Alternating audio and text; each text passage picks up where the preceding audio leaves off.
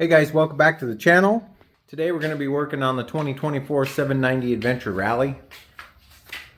And I got some updates to share with you. So, previous video I did on the Norden, also had to do with the 790 Adventure, was the smelling. You smell coolant when it's cold out and you start the bike, or you notice a small leak on like your skid plate, on the inside of your skid plate, and you can't figure out where it's coming from and it smells like coolant.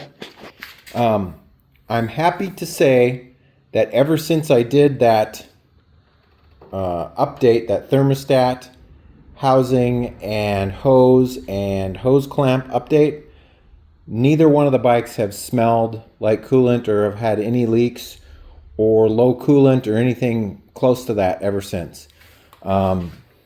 So if you haven't done that modification on your 890, your Norden, or your 790, it might be a good idea to do that modification. It did work. I've been riding these bikes quite a bit ever since that modification, so that's good news.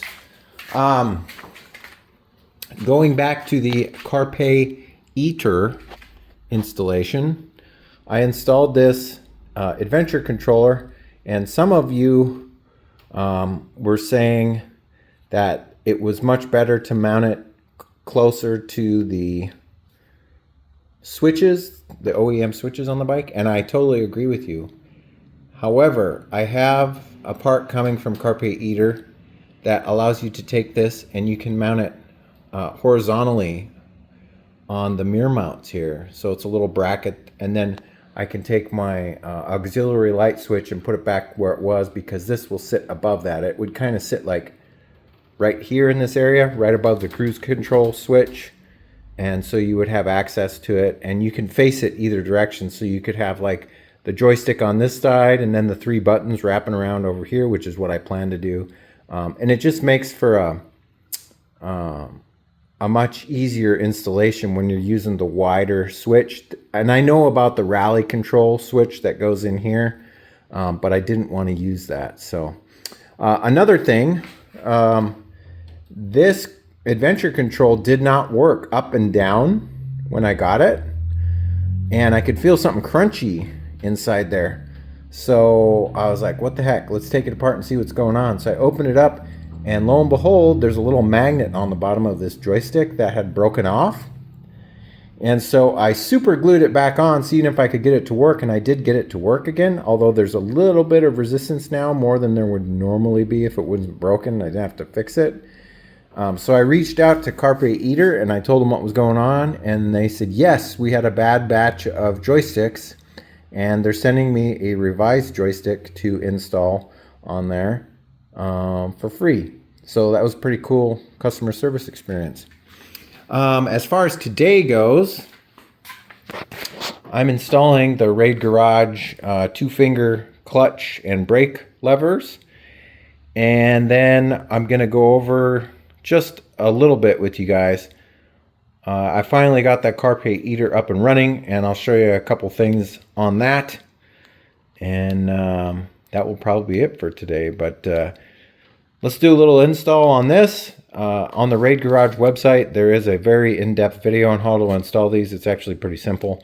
I'll get this installed, and then we'll come back and go over the Carpe iter installation. Here we go. Okay, there's the old brake levers, and here's the new ones. Got a nice 2-finger, not smashing your pinky and your 4-finger clutch, and the same thing with the brakes. So pretty nice little kit available on RadeGarage.com. Let me grab the keys here and we'll go over the Carpe iter a little bit. Here we are on the bike. Turn the bike on. Takes a while for the controller to connect.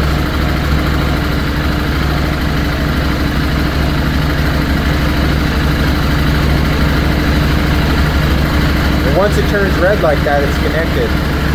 Now, like I was telling you guys, the up and down on this joystick broke, and it broke again even after I fixed it. So I'll have to wait for the replacement joystick to show up. But I just wanted to show you how the controller powered on. I'll reconfigure this all much better when my package arrives from Carpe iter. But for now, let me talk to you about the apps that I use. So let's go into Osmond here. I like this app because it has a lifetime subscription for 40 bucks, and I figured it was worth it, so I purchased it. And you can download tons of detailed maps for the areas that you live in or that you travel to, along with all of the road maps for the United States, so you don't have to worry about having this thing connected to the internet to get navigation going. The other thing I liked about the lifetime subscription is unlimited updates once a month, and unlimited map downloads. So yeah, pretty handy app to have. The other one that I use is Waze. Waze is a user input based navigation. So like if there's a cop or bad traffic or an accident or something like that, this has really good live updates on it. You do need some type of internet access for this one, I believe. Now, the other thing to remember is a Carpe iter will mirror your SIM card if you want to, and it can use data off of the mirrored SIM card.